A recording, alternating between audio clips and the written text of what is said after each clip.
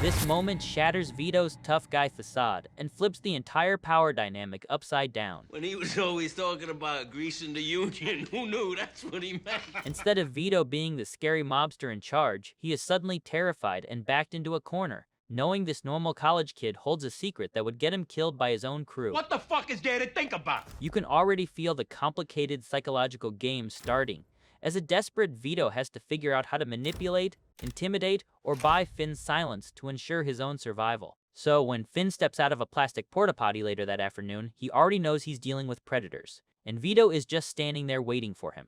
Vito doesn't pull a gun. He traps him with small talk, which is honestly worse. He starts with this incredibly invasive icebreaker. Sound like a racehorse pissing in there. Vito is intentionally making him feel exposed and off balance before the real conversation even starts. Finn Detrolio, my arch nemesis. Calling a college kid your arch nemesis sounds like a bad comic book joke, but coming from a capo, it's a terrifying admission. It means, I know exactly who you are, I know your full name, and I view you as an active threat to my survival.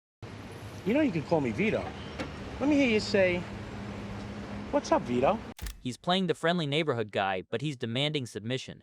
He's forcing Finn to verbally kiss the ring. Finn mumbles it. He just wants to put his hard hat on and survive the shift. What's up, Vito?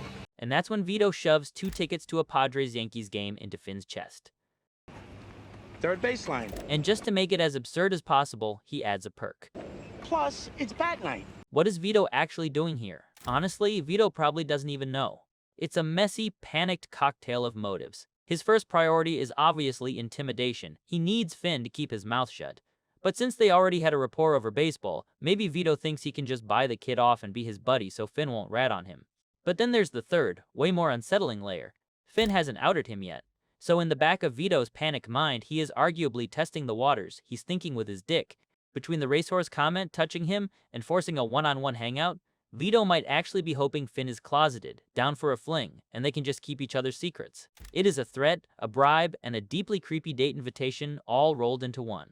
Finn hesitates. He awkwardly tries to decline, and the second he does, the friendly uncle act vanishes. Don't pull that all shuck shit with me. You're fucking going. The mask is off. Vito is saying, you don't have a choice. Finn does the only rational thing anyone does in 6 seasons of this show. He doesn't wait around to see how it plays out. He goes straight back to his apartment, waits for the middle of the night, and frantically packs a suitcase. He is getting out of New Jersey. But then Meadow walks in. And she isn't worried for him. She is annoyed. Finn lays it out plainly. I saw him blowing some security guard in the parking lot. And Meadow responds with absolute delusion.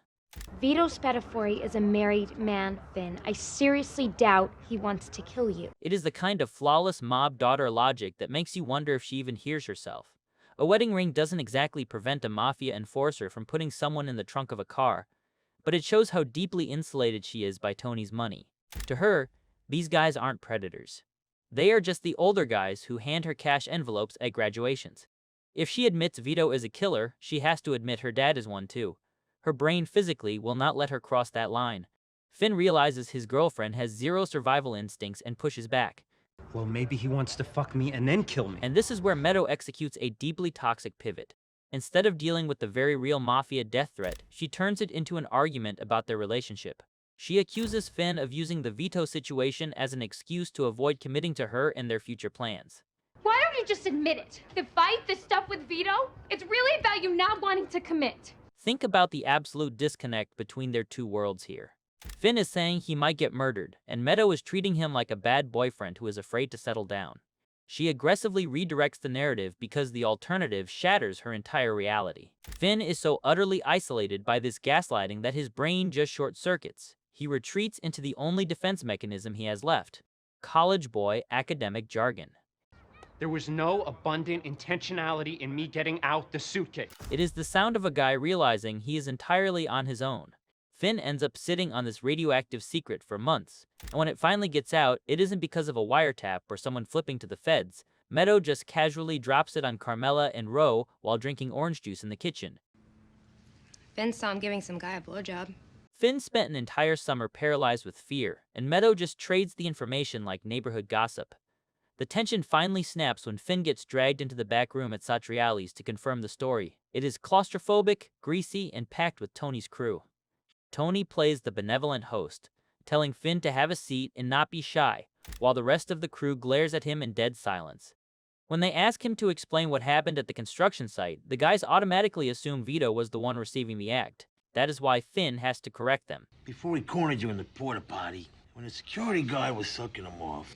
It was the other way around. The room implodes. These guys steal, extort, and murder for a living, and suddenly they are having a complete moral panic. Paulie looks genuinely devastated. What? Son of a bitch! To Paulie, the ultimate betrayal isn't even the act, it is the logistics. He is deeply offended that a captain in the Soprano family was the one on his knees. It shatters his entire worldview. I feel like I've been stabbed in the heart. But the rest of the room is just pure chaos. You have Patsy, who immediately turns it into a crude punchline.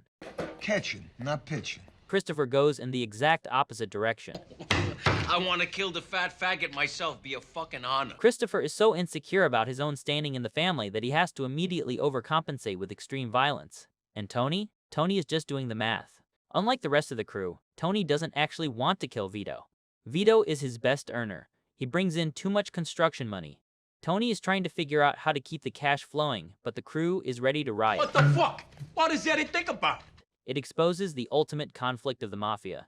They claim to be strictly about cold, hard business, but the reality is they are bound by a rigid, old-school street code. Tony wants to protect his bottom line, but the crew demands blood because in their world, breaking that macho code is a completely unforgivable offense.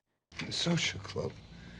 He's gotta go! Finn sits there in stunned silence. He didn't just share a weird story, he pulled the trigger on Vito.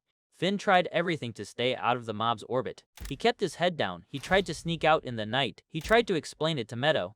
But you can't just dip a toe into the Soprano family and stay clean. Vito trapped him with baseball tickets, and Tony's crew trapped him with intimidation.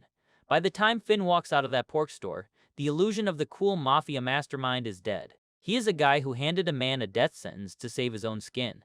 The mob is just a bunch of violent men in a back room, deciding who lives and who dies over parking lot gossip. As for how it all actually ends, the contrast between the two of them is the ultimate punchline. Vito's ending is brutal. He runs away to New Hampshire, finds a quiet town, gets an honest job, and meets a guy who genuinely cares about him. He gets the perfect way out, but he can't handle being a regular person. The boredom drags him right back to New Jersey, and the second he comes back, Filio Tardo ambushes him in a cheap motel room and beats him to death. Vito couldn't escape the life because, deep down, he didn't want to. Finn, on the other hand, pulls off a miracle. He doesn't get whacked, and he doesn't get sucked in. After pulling the trigger on Vito's death sentence, he just sort of fades away. He and Meadow quietly break up, and Finn walks out of the story entirely. He goes back to being a civilian. And honestly, after all that panic, he probably didn't even get to use those Bat Night tickets.